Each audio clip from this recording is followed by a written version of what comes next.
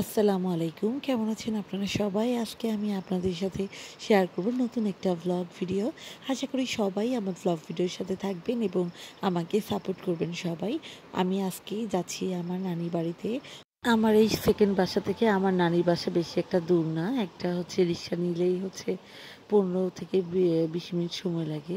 তারও কম লাগে কিন্তু আমি একটু বেশি বললাম। এখন যাতায়াত পথে আকাশটার আজকে অবস্থা বেশি একটা ভালো না। সম্ভবত আকাশে হচ্ছে বৃষ্টি নামার মতো অবস্থা। কিন্তু পরিবেশটা অনেক সুন্দর। বাতাসও হচ্ছে বাহিরে অনেক ভাল লাগছে। কারণ গরম হইলে আমি আসলে আসতাম না। আর আমার এদিকে আমার নানি অসুস্থ। তাকে দেখার জন্যই যাচ্ছি। ভাবলাম যে আপনাদের সাথে ভিডিওটা শেয়ার করি। কারণ আমি কোথায় গেলে আপনাদের সাথে ভিডিওটা শেয়ার করব না তা কখনো হতেই পারে না। আমাদের এখানে অনেক ধরনের সবজি চাষ হয়। উত্তরবঙ্গের বাসার মানুষদের কিছু থাক বা না থাক সেটা বড় কথা নয়, কিন্তু সুপারি গাছ থাকবেই। আমাদের এখানে সুপারি গাছ একটা কমন একটা বিষয়। প্রত্যেকটা বাড়িতে সব সময় দেখবেন যে সুপারি চাষ লেগেই থাকে। এখানে সুপারির প্রচুর পরিমাণ দাম, আর সুপারিও সবাই খায়।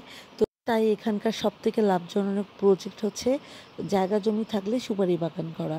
আর সুপারি বাগান করলেই দেখবেন যে আপনি হচ্ছে আর্থিকভাবে স্বাবলম্বী, অনেকটাই স্বাবলম্বী। আর প্রত্যেকটা বাড়িতে দেখছেন কী রকম সবজি। আর রাস্তাঘাটের ব্যবস্থাগুলো অনেক সুন্দর। আমাদের এখানে রাস্তাঘাটগুলো এত বেশি সুন্দর এখন হয়েছে। আর চতুর্দিকে খুবই সুন্দর পরিষ্কার পরিচ্ছন্ন। আপনারা ভিডিওতে দেখতেই পাচ্ছেন। কিছু হোক না হোক, বাড়িঘর টিনের হইলেও কী হবে, প্রত্যেকটা বাসায় যেয়ে দেখবেন বাসায় একদম ঝকঝকে তকতকে করে রাখছে। গ্রামের পরিবেশটা যে এত সুন্দর, এর থেকে কী বলবো, প্রচণ্ড পরিমাণ সুন্দর।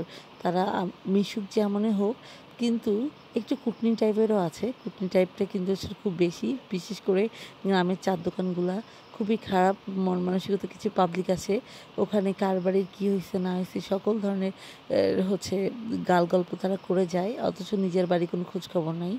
যাই হোক, রাস্তা দিয়ে অনেক মানুষ চলাচল করতেছে, আকাশের পরিবেশটাও কেমন থমথমে হয়ে গেছে।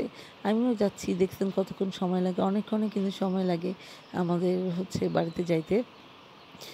তো আমি আসলে রাস্তাঘাটে বেশি একটা ভিডিও করি না। হঠাৎ করে মনে হলো যে না, একটা ভিডিও করি।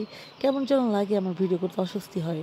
তারপরেও যাচ্ছি তো যাচ্ছি, যাচ্ছি তো যাচ্ছি, পথ আর শেষ হয় না।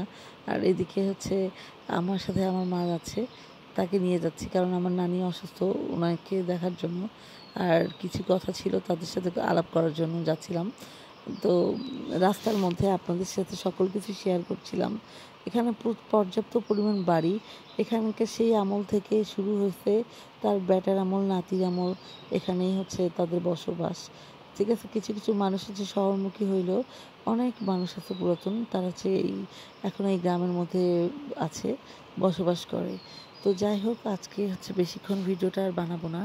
আর আপনাদের যদি ভিডিওটা ভালো লাগে অবশ্যই আমার ভিডিওটা শেয়ার করবেন এবং লাইক কমেন্ট করতে ভুলবেন না। পারলে ভিডিওটা শেয়ার করে দিবেন।